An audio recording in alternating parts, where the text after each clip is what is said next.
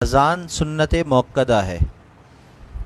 تمام فرائض نمازوں کے لیے اذان دینا سنت موقدہ ہے مردوں کے لیے۔ خواتین کے لیے اذان دینے کا حکم نہیں ہے، چاہے وہ کوئی سی بھی نماز ادا کریں باجماعت یا جیسے بھی ادا کر رہی ہوں، تو عورتوں کے لیے حکم ہے کہ وہ اذان نہ دیں، یہ مردوں کا کام ہے۔ تو مردوں کے لیے اذان دے کر باجماعت نماز ادا کرنا سنت موقدہ ہے۔ اقامت کہنا جماعت سے پہلے یہ بھی سنت موقدہ ہے، اور یہ بھی مردوں کے لیے ہے۔ اذان اقامت والا عمل یہ خاص ہے مردوں کے لیے، خواتین کے لیے اس کا اجازت نہیں، اس کا حکم نہیں، اس کی کوئی نظیر نہیں۔ اللہ کے محبوب صلی اللہ علیہ وسلم سے یہی طریقہ چلا آ رہا ہے۔ اذان کے اندر جو کلمات کہے جاتے ہیں وہ کیا ہیں؟ سب سے پہلے 4 مرتبہ اللہ کی کبریائی کو، بڑائی کو بیان کیا جاتا ہے اللہ اکبر کہہ کر 4 مرتبہ۔ اس کے بعد 2 مرتبہ اللہ تعالیٰ کی وحدانیت کی گواہی دی جاتی ہے، اشہد ان لا الہ الا اللہ، اشہد ان لا الہ الا اللہ۔ پھر اس کے بعد 2 مرتبہ اللہ کے محبوب صلی اللہ علیہ وسلم کی رسالت کی گواہی ہے، اشہد ان محمد الرسول اللہ، اشہد ان محمد الرسول اللہ۔ پھر اس کے بعد 2 مرتبہ لوگوں کو نماز کی طرف دعوت دی جاتی ہے، حی علی الصلاح، حی علی الصلاح کہہ کر، اور پھر اس کے بعد 2 مرتبہ کامیابی اور بھلائی کی طرف لوگوں کو اطلاع دی جاتی ہے، حی علی الفلاح، حی علی الفلاح کہہ کر۔ پھر آخر میں 2 مرتبہ پھر اللہ کی بڑائی اور پھر تحلیل، اللہ اکبر لا الہ الا اللہ۔ یہ اذان کے کلمات ہیں جو کہنا ضروری ہیں، اور یہ جتنے بھی مسائل بیان کیے جاتے ہیں جا رہے ہیں یہ احناف کے مسلک کے مطابق ہیں، اس لیے کہ امام شافعی رحمۃ اللہ علیہ اور امام مالک رحمۃ اللہ علیہ یا باقی ائمہ کے ہاں جو ہے اذان کے کلمات کی تعداد میں فرق ہو سکتا ہے، یا اقامت کے کلمات کی تعداد میں فرق ہو سکتا ہے، تو اس سے کوئی مغالطے میں نہ پڑ جائے، تو کہ جو ہے ثبوت سارا ہے احادیث مبارکہ سے ہی جو ہے انہوں نے جیسے استادوں سے پڑھتے ہوئے آئے ویسے آگے بیان کر دیا،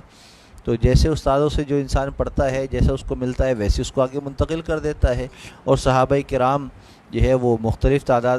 جو ہے وہ طبیعتوں کے مختلف اوقات میں حاضر ہونے والے ہیں، جس وقت میں جس کو جیسا علم ملا اس نے ویسے ہی آگے منتقل کر دیا، تو اس میں کوئی حرج کی بات نہیں ہے، کوئی قباحت کی بات نہیں ہے۔ البتہ اذان کی کلمات کہنا یہ تمام ائمہ کے ہاں، تمام جو ہے وہ مفسرین محدثین کے ہاں یہ سنت موقدہ کا حکم ہے، اذان جماعت کے لیے اذان کی کلمات کہے جائیں۔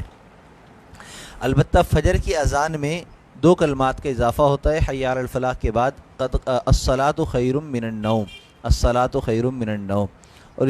اس کا واقعہ کوئی یوں ہے کہ حضرت بلال حبشی رضی اللہ تعالیٰ عنہ اللہ کے محبوب صلی اللہ علیہ وسلم کے دروازے پر جا کر فجر کی نماز کے لیے یہ کلمات کہا کرتے تھے، تو آپ صلی اللہ علیہ وسلم کو یہ کلمات بہت پسند آئے، تو آپ نے فرمایا کہ اس کو اذان میں ہی شامل فرما لیں۔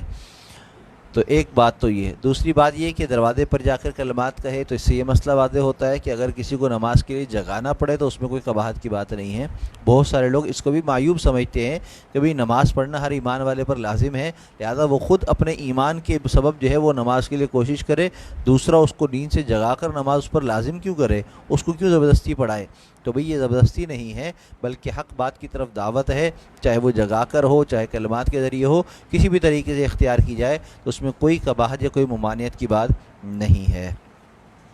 اقامت وہ کلمات کہلاتے ہیں جو اذان نماز کھڑی ہوتی ہے تو اس وقت نماز کھڑی ہونے سے پہلے کہے جاتے ہیں، جس کو کہنے والے کو مکبر کہتے ہیں، اور وہ کلمات بھی وہی ہیں جو اذان والے کلمات ہیں۔ البتہ اذان کے کلمات کو تھوڑا کھینچ کر کہا جاتا ہے اور طرز سے کہا جاتا ہے، اور اقامت کے کلمات کو بغیر کھینچے تیزی کے ساتھ پڑھا جاتا ہے، اور اسی کا حکم ہے۔ البتہ فرق یہ ہے کہ اذان کے کلمات میں حی علی الفلاح کے بعد تکبیر تحلیل ہے، اور اقامت میں حی علی الفلاح کے بعد 2 مرتبہ قد قامت الصلاح کا اضافہ ہے، قد قامت الصلاح، قد قامت الصلاح یہ کہا جاتا ہے۔ تو یہ اذان کے کلمات ہیں اور اقامت کی کلمات ہیں، ان کلمات کو سیکھنا ہر مرد کے لیے ضروری ہے، اپنے بچوں کو ابتدا سے ہی ان کلمات کی تعلیم دے۔ ہر ایک کے لیے اذان اور اقامت کی کلمات آنا اور اذان اور اقامت کہنے کا طریقہ آنا یہ ضروری ہے، یہ ایمان کا حصہ ہے۔